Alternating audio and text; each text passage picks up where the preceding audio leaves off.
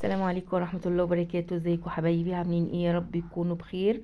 النهاردة هنعمل مع بعض بسكوت البسكريم.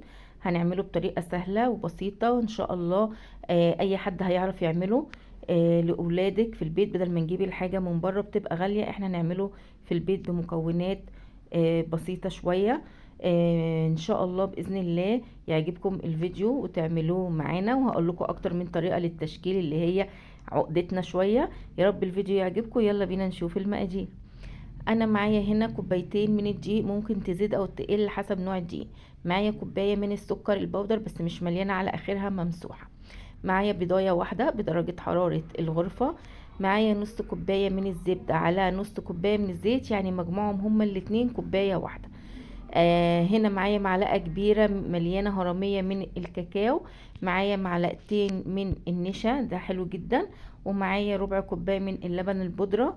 ومعايا كيسين من الفانيليا. معايا نص معلقة صغيرة من البيكنج باودر ورشة من الملح. دي المقادير بتاعتي اللي هنشتغل بيها. في البداية هبتدي انزل الزبدة طبعا بتبقى طرية بدرجة حرارة المطبخ، مش طالعة من التلاجة، مع الزيت مع السكر البودر. وابتدي اضرب الكلام ده بالمضرب الكهربائي او بايديكي بمضرب سلك، بس هياخد وقت شوية لحد ما لونهم يبقى ابيض زي ما انت شايفة كده كريمي. هضيف البيضة طبعا ومعاها الفانيليا. هبتدي اضرب تاني الكلام ده كله لحد ما البيضة اللي موجودة عندي تختفي في السكر والزبدة معايا تماما كده. تمام. هبتدي بقى اضيف كل المكونات الجافه اللي معايا، لبن البودر على النشا على البيكنج باودر والملح، وهضيف كوبايتين الدقيق كاملين. انا هنا كوبايتين الدقيق مش مليانين على اخرهم، عشان طبعا انا مش عايزه العجينه بتاعتي متماسكه، انا عايزاها طريه شويه. مش هعجن بايدي انا، بصي بالمعلقه. بصي العجينه عامله ازاي، طريه ولسه ما لمتش قوي. انا عايزاها كده لاني لسه هضيف كاكاو وهضيف تاني معلقه دقيق على الجزء الفانيليا. هقسم الكلام دوا نصين بحيث يكونوا متساويين مع بعض. هجيب معلقه الكاكاو اللي عندي وهبتدي ان انا اخلطها على الجزء اللي هو الكاكاو كويس. يعني ما تحاوليش تعجني جامد، يا دوبك بس الكاكاو يتخلط معاكي. حسيتي ان العجينه قاسيه شويه معاكي وناشفه، تكون انت زودتي الدقيق او حاجه، ضيفي معلقه صغيره من الزبده. الجزء التاني هضيف معلقة كبيرة مليانة من الدقيق عشان ألمها وتقدر تتلم معايا العجين. حسيتي برضو ان هي نشفت معاكي، نص معلقة صغيرة من الزبدة، بس هي طرية كده وجميلة معايا. هحطهم في التلاجة لمدة ربع ساعة يستريحوا، بس لازم تغطيهم. طلعتهم من التلاجة، هبتدي بقى اخدهم واحدة واحدة كده واعمل الكرات حجم البلية الصغيرة. هي يمكن في التصوير باينة كبيرة، بس هي حجم البلية الصغيرة. حاولي ان انت تخليه رقم يقبل الاسم على 3. انا هنا عمل معايا 90 كورة بيضة، يقبل الاسم على 3 عشان ما يفتش معاكي حاجة. نفس النظام هعمله للعجينة الكاكاو اللي هي برضو معايا بالشوكولاتة. هعملها كور صغيرة واحاول اخليهم هم كمان 90 كورة. زي ما قلتلك يقبل الاسم على 3 كده. تمام، عندي جاهزين الاتنين. يلا نشكل.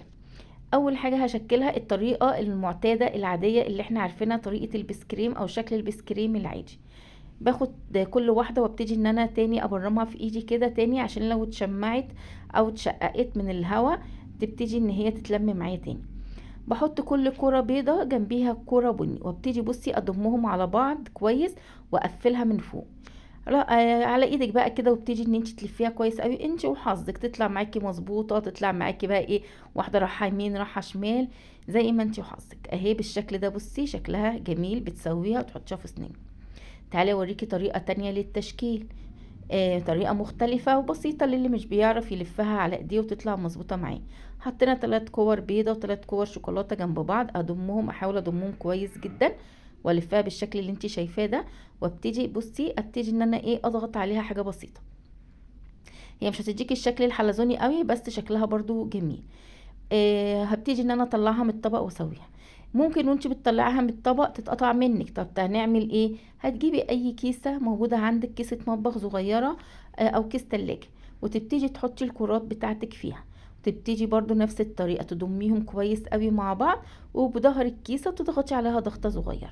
دي بتبقى سهله للمبتدئين في انك تتشكل معاكي بسهوله، وبتطلعها من الكيسه في منتهى السهوله، وتسوي بس الحروف كده معاكي وطلع شكلها جميل.